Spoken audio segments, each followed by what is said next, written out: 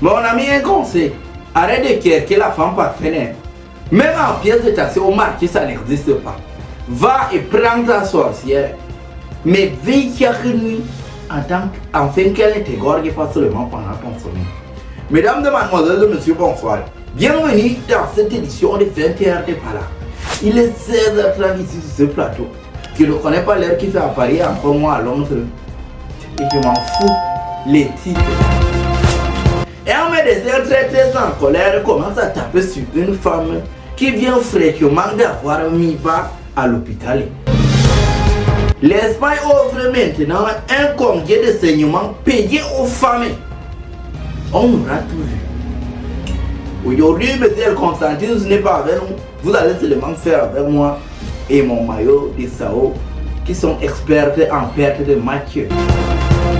Ah, Guillet. C'était tout pour les titres.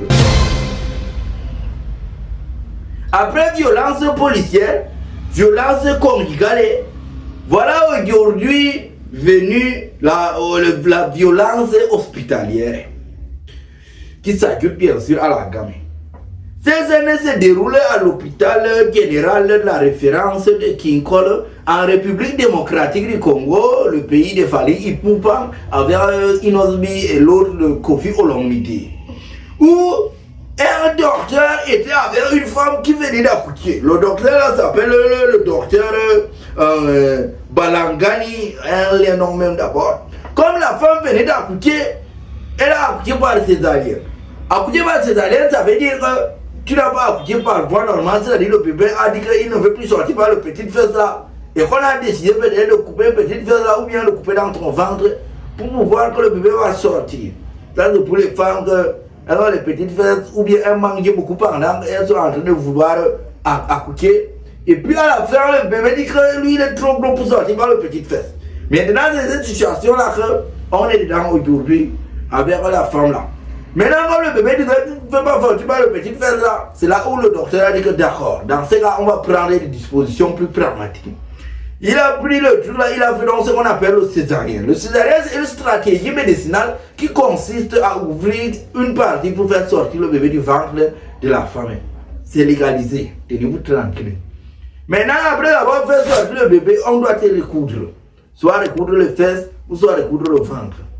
Maintenant, à ce niveau alors, le médecin a dit qu'il veut recoudre sans anesthésie. Maintenant, l'anesthésie c'est quoi? C'est un médicament qu'on te pique pour que la douleur de là où on veut te recoudre là, ça ne sorte plus. C'est comme le banga mais en version hospitalière. Non, pas le banga mais le argue mais en version hospitalière. C'est même légalisé. Donc quand tu piques ça là, ça ne fait plus mal. Maintenant, le docteur a dit qu'il va recoudre la femme là sans lui mettre l'anesthésie pour que la femme là ait la douleur. La femme là a dit qu'elle a aussi handle au harman de diana yeso. Elle refuse qu'on va lui recoudre sans les anesthésies. C'est là où le docteur a dit que tu crois que quoi, on est venu ici là pour ne pas te recoudre avec l'anesthésie. Elle a commencé à taper sur la femme là. Taper sur la femme là. Je ne sais pas si c'est heureusement ou si c'est malheureusement. Il y avait un gars qui était caché quelque part avec son téléphone. Il a filmé. Le médecin en train de taper sur la femme. Ça a fait le scandale sur les réseaux sociaux. Là où on a donc, quand les gens ont vu la vidéo, tout le monde a commencé à crier au désarroi, même moi, parce que vraiment ce n'est pas normal. Les gens de l'ordre des médecins du Congo ont convoqué le médecin, a dit que mon frère, en tant que quelqu'un qui guérit les gens, pourquoi tu as tapé sur la femme? Ils l'ont cassé du corps de l'ordre des médecins.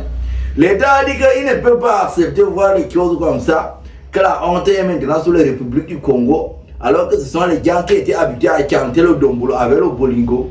Tout ça qu'on tape maintenant les femmes qui ont accouché. Ils vont le poursuivre en justice. Et croyez-moi, ils vont le poursuivre en justice.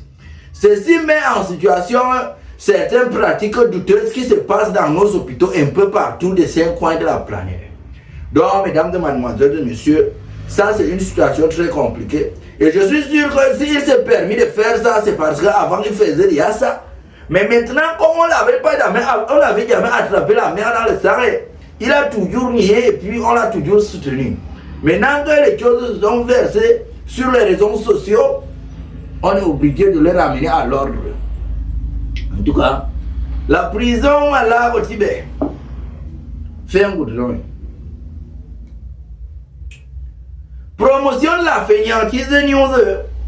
On aura tout vu de nos jours. L'Espagne est devenue l'autre jour le tout premier pays en Europe à offrir un congé menstruel payé permettant aux femmes de bénéficier de jusqu'à 5 jours de repos par mois. Pour ceux qui n'ont pas compris en français facile, quand les femmes vont commencer à avoir les règles douloureuses là, il faut qu'elles vont rester chez eux, ne doivent pas finir au travail. Moi, je dis que c'est vraiment bizarre. Hein? C'est elles qui réclament finalement l'égalité de sexe. Maintenant, quand on offre les choses de fainéantise comme ça pour qu'elles ne travaillent pas, elles ne s'y opposent pas. Mais maintenant, si par mois vous allez bénéficier de 5 jours de repos comme ça gratuitement, tout frais payé là. L'égalité de sexe maintenant là, ça se pose à quel niveau? Faut pas dire que tu veux l'égalité de sexe là seulement quand ça arrange ton égo, hein, ma soeur. De toute façon, l'enfer sera devenu un glaçon avant que ce genre de choses puisse passer ici en Afrique. C'est un goudron.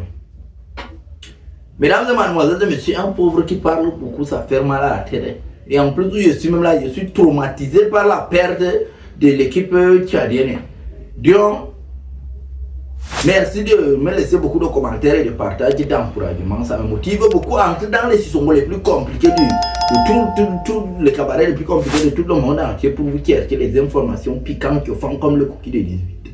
Prenez soin de vous. Car la seule personne avec qui vous allez passer toute votre vie, que personne ne vous trompe, c'est vous-même. Ciao, ciao.